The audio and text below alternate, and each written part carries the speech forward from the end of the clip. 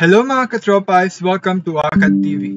In this video, aim natin ma-strengthen ang knowledge sa theories and concepts by applying them in the sample problems. Kaya make sure to stay tuned until the very end kasi dito sa PAIS PUPSC Akad TV, we leave no one behind. Have fun learning and enjoy! So ayan, so for this episode ng ating Akad TV, itatakal natin yung about sa traverse computation. Ayan. Of course, under ng subject na Fundamentals of Surveying.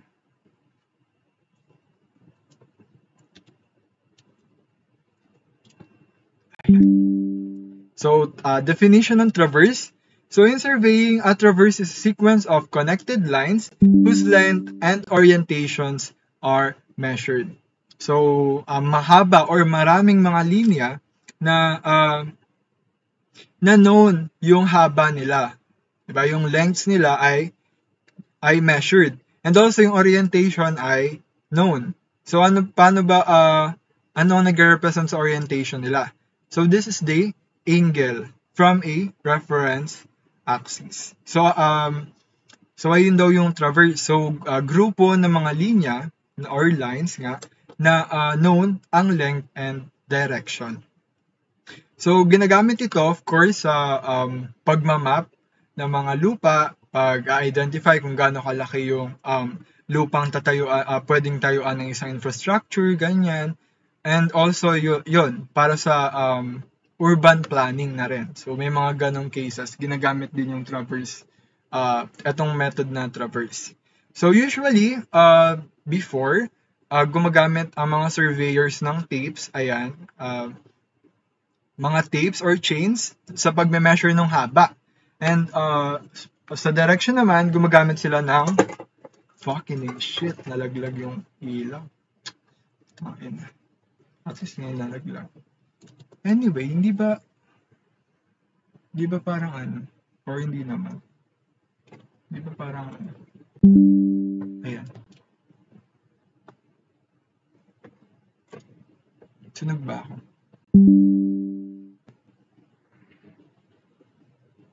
Okay.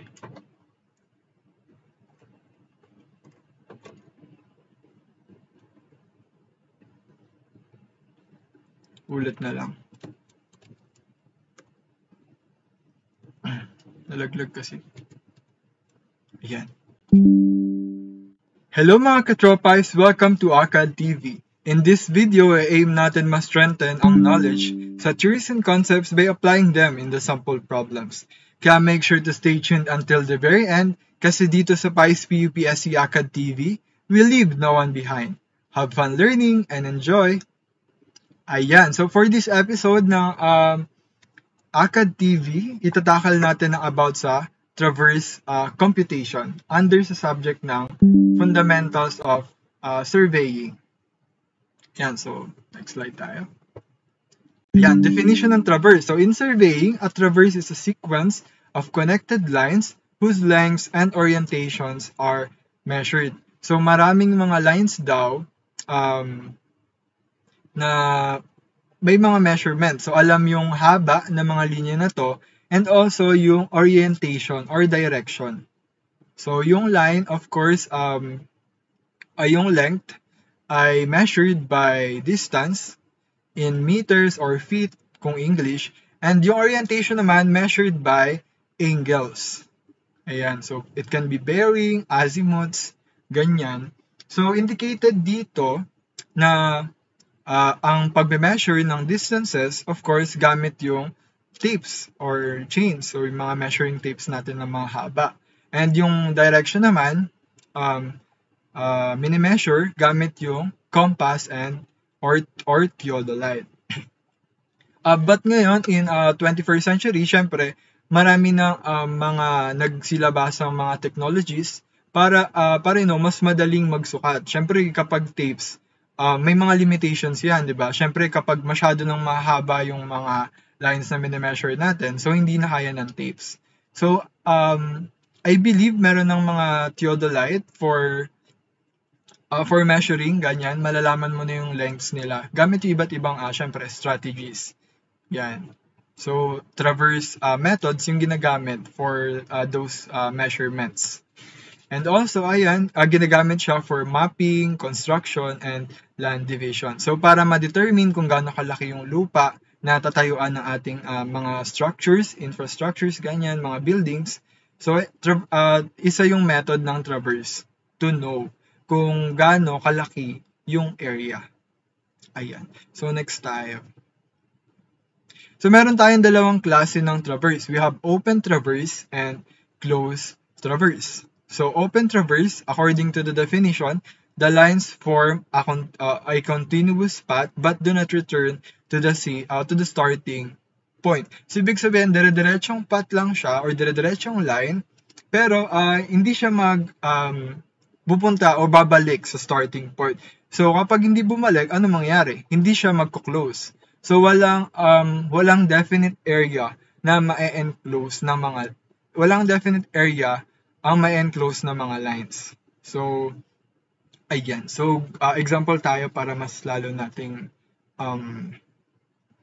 ma-visualize. Ayan. So, for example, nagsukat tayo ng, nagtayo tayo, ng theodolite dito. Or station, ayan.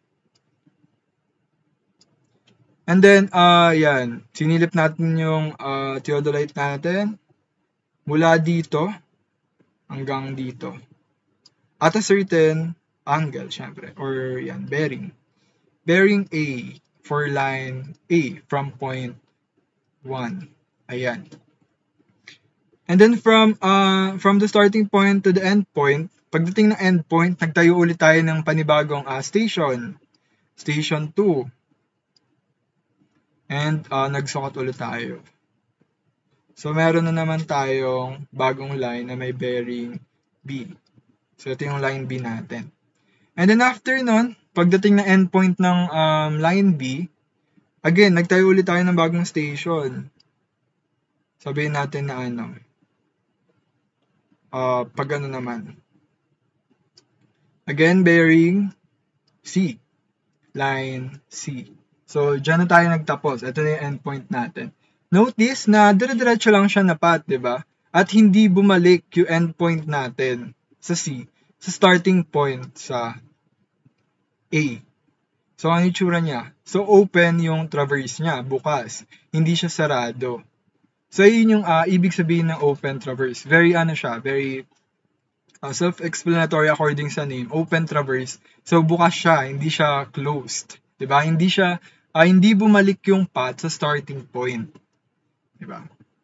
And closed traverse naman, ayan. So, ito naman yung nagsara na traverse natin. Ayan. So, bumalik siya sa ating starting point. So, for example, again, nagtayo tayo, for example, ng station here, ng station 1. Tapos, nag-measure tayo ng line A. May bearing tayo na, ayan, angle A. Tapos, nagtayo ulit tayo ng station dito. Pa-south naman. So, meron tayong bearing B. And then, nagtayo ulit tayo ng station. Sa pangatlong station, so bearing C. And then, for the fourth time, nagtayo ulit tayo ng station. Ayan, so ibabalik na natin siya sa starting point. Ayan, bumalik siya. Bearing D. Line D, line A, line B, line C, line D. So, ayan, kita naman na bumalik yung line natin sa starting point. And also, kung mapapansin natin, meron tayong area na na-enclose ng mga lines natin. So, ito yung tinatawag na closed traverse. So, ito yung madalas na ginagamit sa pagsusukat, sa pagsusurvey, ganyan, para ma-determine yung area na to. Ayan, so dyan na ginagamit yung mga, yung urban planning, yung land subdivisions, ganyan, plotting, mapping, ganyan. So, ito yung involved closed traverse. So, dito tayo magpo-focus sa type ng traverse na to. So, next tayo. Ayan. So, meron tayong dalawang term, reference meridian and reference parallel. So, ano yung pinagkaiba nilang dalawa? According to this Cartesian plane or reference axis. Ayan. So, si reference meridian, siya yung vertical reference natin. So, bakit ba tayo may mga ganito? So, dito kasi magsa-start yung angles natin. And also, dito magpo-project yung mga lines na i-compute natin. So, mahalaga siya. So again, reference meridian, yung vertical axis natin, kaya siya tinawag na meridian. And reference parallel, ito naman yung horizontal reference natin. Ayan, itong highlighted na to. So reference parallel. Ayan, so next tayo. Lagyan tandaan, reference meridian, vertical, reference parallel, horizontal. Yan. So we have these we have this term latitude and meron siyang partner departure. So dalawa sila. Hindi pwedeng isa lang. So kapag meron tayong line, meron siyang latitude and departure. So ano yung pinagkaiba nila? So, similarities muna. So para silang projected line. So it is a line na nakaproject sa reference axis natin. So, ito yung pinaka-line AB natin. So, ito yung, kanina sa example, ito yung station. Ayan, ito. Tapos, ito yung linya natin na sinukat. Ito yung line na nasukat natin. And itong latitude na to, projected line lang siya. Ayan. Sa reference meridian, dun sa vertical line natin. Tinatawag din siyang northing or southing. Kasi, ayun, vertical nga siya, so dalawa lang yung possible direction niya, pwedeng north or south. Ngayon, kapag ang line natin is pa north, yung direction niya, ang latitude natin ay positive. Gamit tayo laser.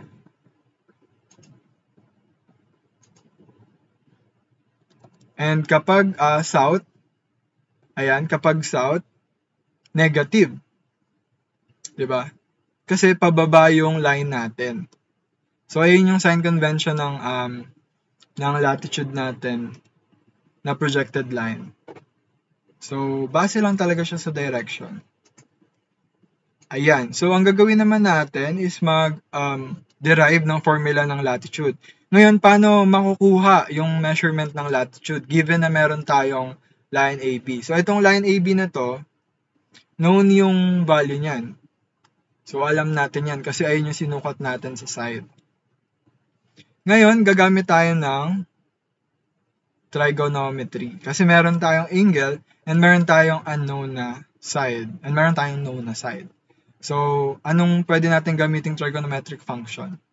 So, meron tayong hypotenuse, known yung hypotenuse natin, and known yung angle natin. And also yung location ng reference angle natin, which is dito. At ang hinahanap natin is yung adjacent sa reference angle natin. So, anong gagamitin natin for a function? So, cosine. Diba kasi, so katawa ka, cosine theta is equal to, sulat natin. Cosine theta is equal to adjacent over hypotenuse. Ayan. In our case, cosine alpha is equal to adjacent. Ano ba yung adjacent natin? Yung, di ba yun yung projected line natin? So, latitude AB. Lat AB. Over sa ating hypotenuse. So, ano ba yung hypotenuse natin? Yung line AB. So, yung mismong line natin. So, i-denote natin siya as AB na lang. Ayan. So, to find the latitude, obviously, magko-cross multiply lang na tayo dito. So, alam naman natin ito ay may denominator na 1. So, ayan. So, latitude AB multiply by 1 is equal to still latitude AB. And AB multiply sa cosine alpha is equal to AB cosine alpha. So, ito na yung ating formula ng latitude or yung projected line natin sa reference meridian. So, trigonometric function lang yung gagamitin natin.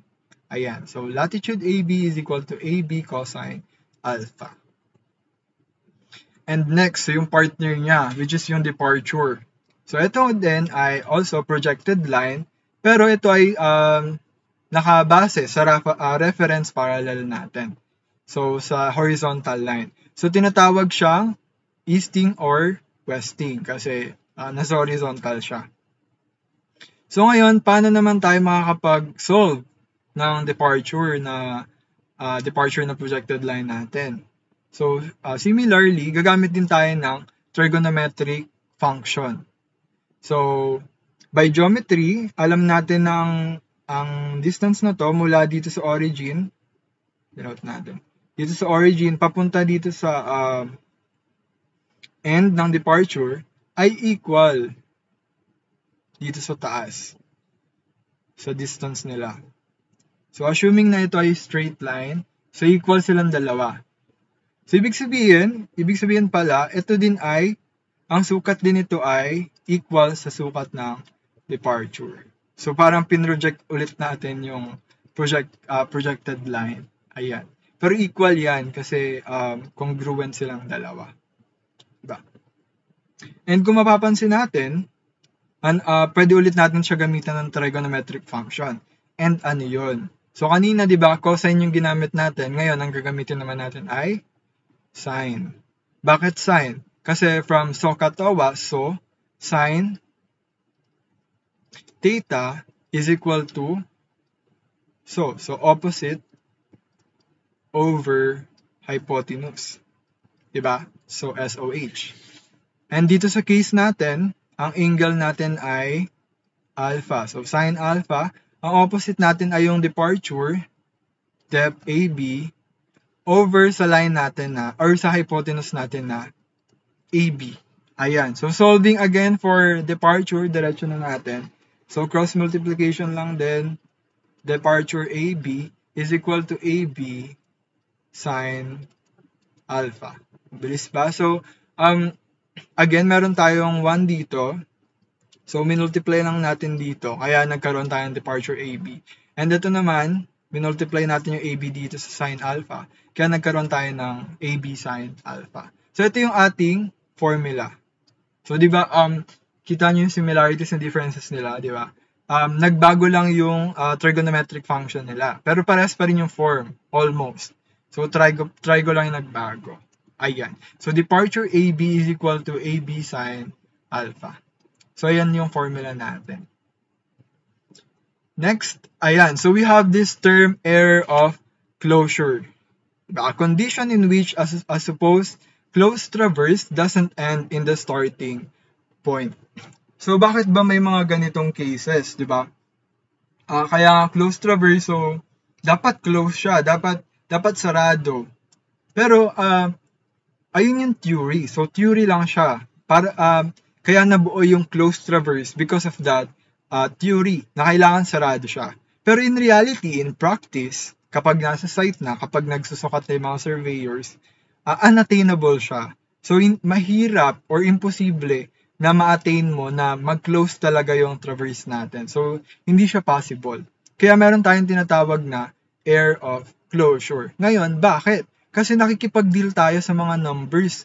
And ang numbers natin, infinite yan. Diba? May mga infinite ang decimal places natin. So kapag hindi porket sinabi nating 0,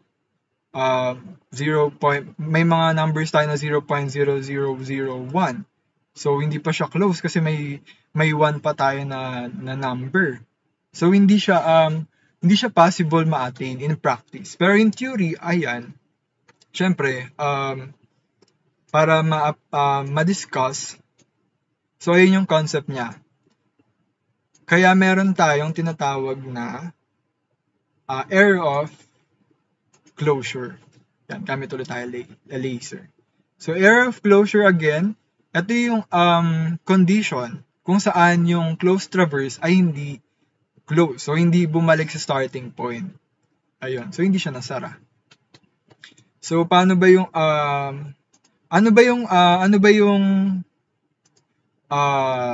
condition paano natin masasabi na nagsara yung closed traverse? Using mathematics, using computation.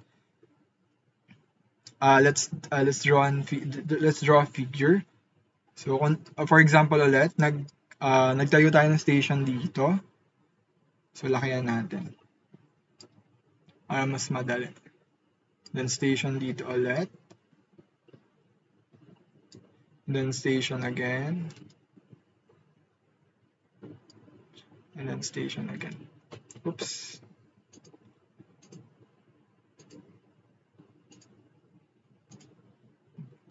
Ayan. Again, another station. Hanggang sa mag-close. Kasi ayun yung concept natin. Hindi na siya close, no? Yeah, we will close it. Kasi dapat mag-close siya. Ayan.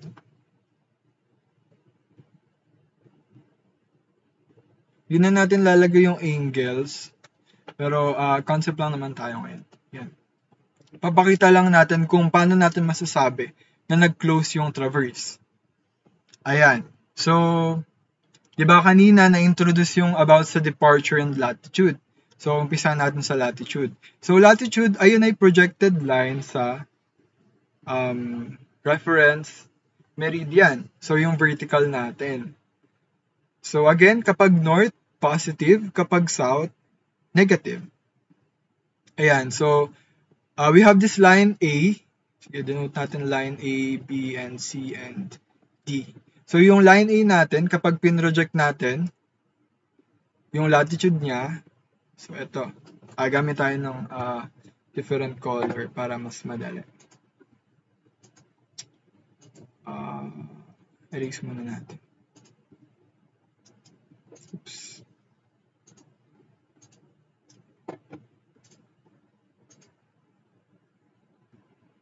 Ayan. So, meron tayong projected latitude dito. Again, ano yung direction niya? Pa-north siya. So, positive. Positive siya. Yung latitude ng line A. And then, pagdating natin ng line B, pa-south na yung direction niya. Diba? So, pa-south. So, negative. And also, pagdating ng station C, negative ulit, pa-south.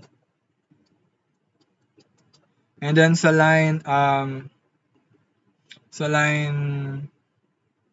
D, yung last line natin, pa-north, so positive. So anong napansin natin? Equal dapat yung north sa south. Bakit? Kasi ayun yung magde-determine na sarado yung traverse natin. Ayan, di ba? Hindi lang siya visible sa figure, pero dapat equal siya. Ayan. So, kung equal ang north at south, and magkaiba sila ng sign, so anong ko-conclude natin? Ibig sabihin, ang summation ng latitude, ang summation ng north and south, should be equal to 0. So, para lang siyang yung equilibrium equation natin, di ba? Dapat ang mga forces sa x ay 0, forces along y ay 0, moments are 0. So, ganito rin sa surveying. Yung latitude dapat natin ay 0. Yung summation pala ng latitude natin ay 0. Para matawag natin na close yung traverse. And hindi lang latitude. Siyempre, kailangan din natin i-consider yung departures natin. So, erase muna natin. Ayan. So, sa departures naman tayo.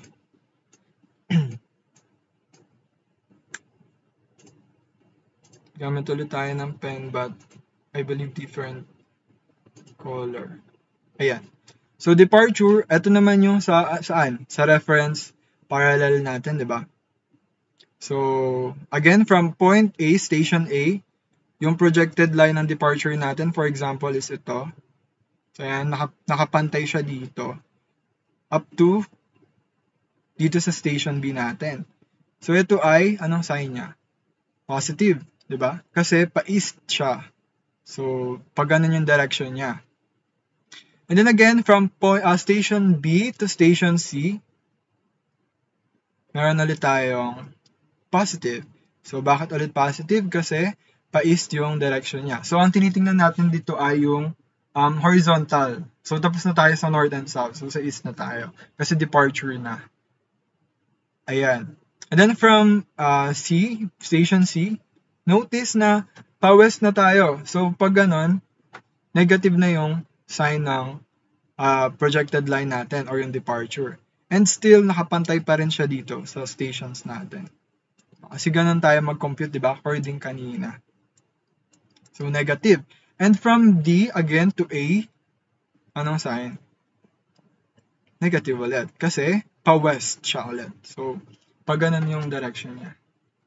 I believe na mirror ako, pero yeah. I hope na understandable siya. Ayan. So, notice again na dapat equal ang east and west natin para masabi nating bumalik siya sa starting point. So, ibig sabihin, again, tulad ng sa latitude, dapat ang summation ng departures natin ay equal sa 0 para masabi natin na close yung traverse. Again, ito ay by theory lamang. Hindi siya, impossible siyang ma-attain as of now. Depende siguro if gaano mag-a-advance yung technology natin.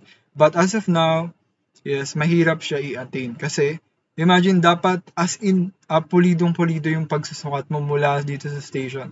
And in reality, hindi lang naman aapat yung stations natin. Lalo na kapag maraming sides, 'di ba? And hindi lang 1 meter, 1 meter, 1 meter, 1 meter. So mahahaba yung mga linya na yan. So merong sa mga examples natin, makikita natin na 200 meters. So imagine kung gaano siya kahaba.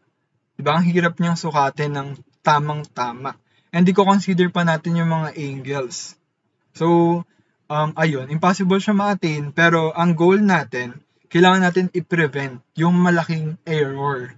So, ayan. So, gamit siguro yung tamang paggamit ng instrument, tamang pag-record ng mga datas in surveying, doon natin may iwasan yung mga ganong klase ng error para hindi siya maging mistakes. Diba? Kasi kaya naman siya i-prevent. Diba? Para hindi lumaki yung mali natin. Pero ayun nga, error is still present. So may error pa rin talaga.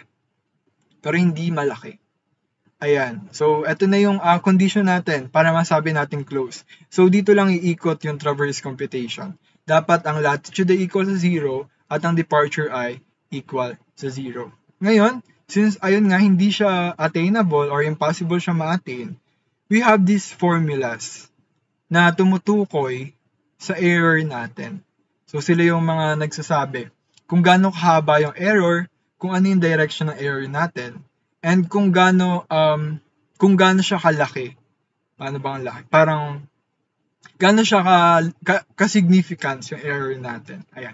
Syempre, mas gusto natin, mas konti. 'Di ba? Para mas masabi natin na accurate yung pagsa-survey natin. And if masyadong malaki yung error natin, imagine if, for example, ang area natin ay ay 10 meter. Tapos ang nasukat lang natin na total perimeter ay 50 meter. So imagine kung gaano kalaki yung nawala, 'di ba? Pag in-adjust mo siya gamit by the way, meron naman tayo may mga mathematical strategies tayo, may mga computations tayo para maitama yung mga hindi naman siya itama, pero para ma-adjust, para masara yung traverse natin. Pero if ever nga, nagano ng case, 10 meter yung error natin, yung nakuha nating distance kung bakit hindi siya nag-close, and yung sinukat lang natin is 50 meter, di ba parang masyado siyang malaki? So kapag in-adjust natin siya, malayo siya sa mismong or sa actual na sukat ng lupa. So ang possible na mangyari, uulit yung surveyor. Ayan. So punta tayo ulit dito sa mga formulas natin. So we have this LEC is equal to square root of CL squared plus CD squared.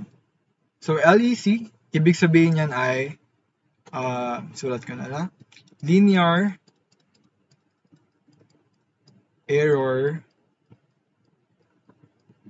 of closure. Ayan. So, ayan yung LEC natin. Ito yung sinasabi ko kanina na kung gaano kahaba yung distance from the endpoint ng ating pagsasurvey to the starting point na dapat ay babalikan nung ating endpoint ng pinaka-last na line natin. Ayan. So, I believe let's have a figure again para mas lalo natin siyang mag-visualize, of course. Ayan. So, i-delete natin ito.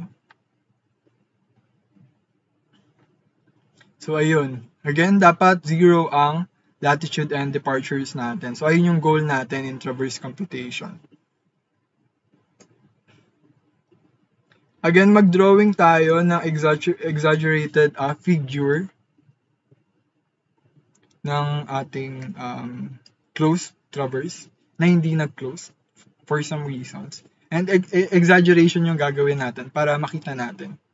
So for example, nagsukat tayo again from station A to station B, from station B to station C, and then from station C to station D. And then from station D, nakita natin na upon graphing the map using yung mga nakuha nating data sa pagsasurvey, ay hindi umabot yung line natin. Hanggang dito lang siya. So, hindi siya bumalik, di ba? So, open yung traverse natin. So, ibig sabihin, may error tayo. So, asan dyan yung sinasabi na LEC? So, eto siya. LEC is the line connecting the end point to the starting point. So, ito yung LEC natin. Gamit tayo laser again. Ayan, pointer. So, ito yung LEC natin. Itong line na to. From the end point to the starting point. Kasi diba supposedly, dapat bumalik siya sa starting point natin. Upon graphing, hindi siya bumalik. So, ito yung LEC natin. So, paano natin siya isa-solve? Gamit tong formula natin. Ayan. So, LEC is equal to CL squared plus CD squared. Ngayon, ano yung CL and CD na yan? So, CL, ito yung tinatawag na closure of latitude. Diba, ipoproject natin yung mga lines natin. So, for example, latitude. So, from the station A to station B, ito yung sukat niya. And from station B to station C, ayan. And then from station C to station D. And then from station D to the end. Ayan. So, noticed, diba, na meron tayong excess. Itong ano na yan, sukat na yan. So, meron tayong, kapag sinam natin yung latitudes natin, hindi siya mag-equate sa 0. So, kung ano yung sum na makukuha natin, syempre, considering the signs, ayun yung CL natin. So, in simplified words, so CL is equal to the sum of our latitude. Syempre, considering the sign. So, dapat, as possible, maliit lang siya. Again, kasi kapag malaki siya, malaki yung pagkakamali natin. Malaki yung mali ng pagsasurvey. So, uulit tayo. And CD naman, same concept lang. So, yung sum ng departures. Again, bakit? Kasi kapag pinroject natin to, and then ito, tapos dito, again, wala pala tayong laser. Wala.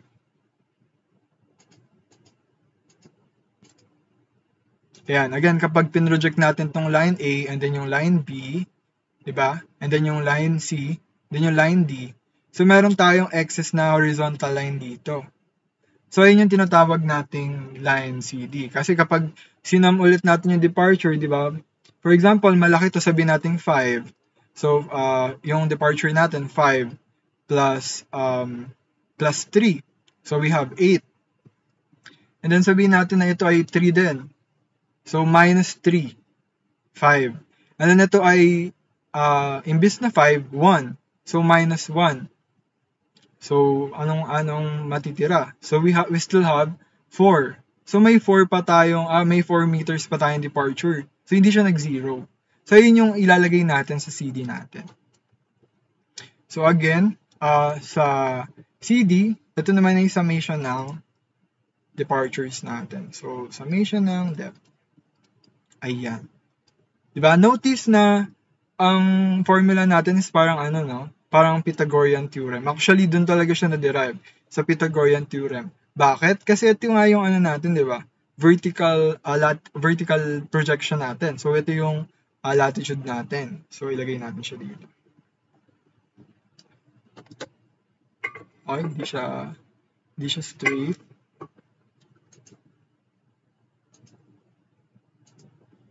Ayan. So, again, mag-draw tayo ng we'll try to make it straighter. Yan. So, ito yung latitude natin. According dito sa figure natin, ito. And then, ito yung departure natin. Yan. So, again, ito yung CL natin, yung excess na latitude. And then, ito yung CD, yung tirang departure. And then, yung LEC natin, yung red line dito sa taas. So, ayun yung magkoconnect sa dalawang line. So, ano napansin natin? Nagkaroon tayo ng right triangle. And if meron tayong right triangle, pwede natin gamitin yung concept ni Pythagoras, which is itong ang Pythagorean theorem. Again, pag hinanap natin yung LEC, diba? LEC squared, or yung hypotenuse natin, is equal to CL squared plus CD squared. And simplifying, LEC is equal to square root of CL squared plus CD squared. So, ganun natin mahanap yung ating LEC. So, ayan na yung length natin. So, punta naman tayo sa tangent natin or sa angle natin. Ayan, so tan, I believe that's sigma. So, tan sigma is equal to negative CD over negative CL.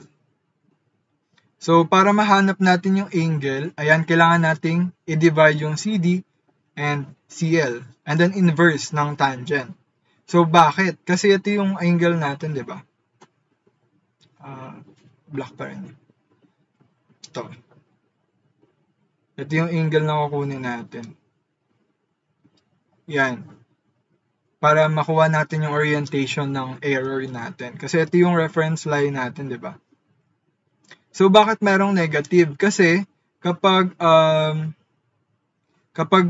wala siyang negative, ang makuha mong angle is dito. Yan. Although, if titingnan natin, parehas lang siya dito, di ba? Equal lang sila. Pero mahalaga siya in terms of direction, lalo na pag bearing. Kasi meron tayong north angle, tas yung east. Ganon. So, kailangan natin i-consider yung sign nila. So, mag-opposite sila ng sign. So, para mahanap yung angle, inverse tangent lang ng CD over CL. So, bakit tangent yung ginamit? Kasi di ba ang function ng tangent sa trigo is opposite over adjacent. Ang opposite natin again ay, balikan natin yung triangle dito sa baba, CD. Diba? And ang adjacent natin ay CL. So, dito nakuha yung tangent natin. So, ito yung formula. Tangent sigma is equal to negative CD over negative CL. I'm not sure if sigma to. Ayan, nawala siya sa isip ko. But angle yan. Representation lang naman siya. So, ito naman, punta tayo sa relative precision, RP. So, RP daw is equal to LEC over D. So, ano ba yung RP na tinatawag? So, ito yung nagde-determine kung gaano ka-significant yung error natin. So, kung gaano kalaki yung error natin. Depende syempre kung gaano kalaki yung sinusukat natin. Syempre, kung mas malaki yung sinusukat natin, dapat, kung maliit yung sinusukat natin, so, na-expect natin na ang LEC natin ay dapat lalong mas maliit. Diba? Dapat, maliit siya para masabi natin na onti lang yung mali natin upon surveying. Ayan. So, ito yung magdedetermine sa atin, yung RP. So, LEC, ratio siya ng LEC and D. So, ano ba itong D natin? Itong D ay yung perimeter or yung sum ng sides natin or yung mga lines natin. The perimeter is equal to the sum ng sides. So, ito. Sige. D is equal to, di ba meron tayong denoted as A, B, C, and D. So, D is equal to A plus B plus C plus D. So, hindi pa natin i-consider yung LEC dito. So, yung mga present lengths lang natin. Ayan. So, ratio siya. And, kailangan, ang form niya ay 1 over a number. So, 1 over n. So, para mas madali siyang i-describe, para mas madali siyang i-present na ganito kalaki yung mali. Kasi, binabanggit siya, kaya 1 over n kasi every n part, meron tayong 1 part na error.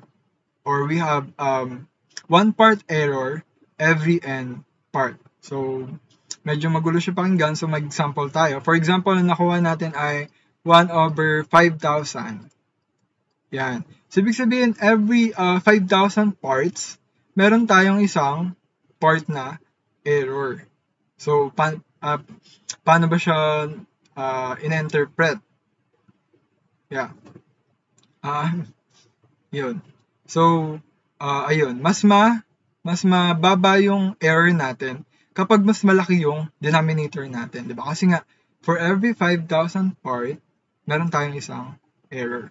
And if malaki yung mababa yung denominator natin, for example, 1 over 10, ibig sabihin, for every 10 part, meron tayong isang error. So, ang dami nun. Diba? For example, malaki tong part na to, millions. So, every 10, meron tayong isang mali. So, mas malaki yung mali natin kapag mas maliit yung denominator na nakuha natin. And paano ba mapunta sa ganitong form yung RP natin? Of course, by lang siya. Algebra lang. So, di-divide natin yung LEC by LEC or, sige, para mas madali, 1, i-multiply natin yung denominator and numerator ng 1 over LEC. So, in that way, makakancel yung numerator natin. LEC. Ayan. So, makakancel yung LEC natin. Makukuha natin 1 over DLEC. So, ito yung RP natin. Ayan. And also pala, naka-round off dapat yung denominator by 100. Para mas madali siyang mas madali siyang i-present. Kasi lang naman siya, parang representation lang kung gaano ka-significance yung mali. So, hindi naman necessary na sobrang accurate ng number. Like, 5,375, ganyan. So, okay lang na i-round off siya by 100. Para mas simple yung pag-present. Ayan. So, I believe tapos na tayo sa definition and introduction. So, to further understand this, let's go to the sample problems.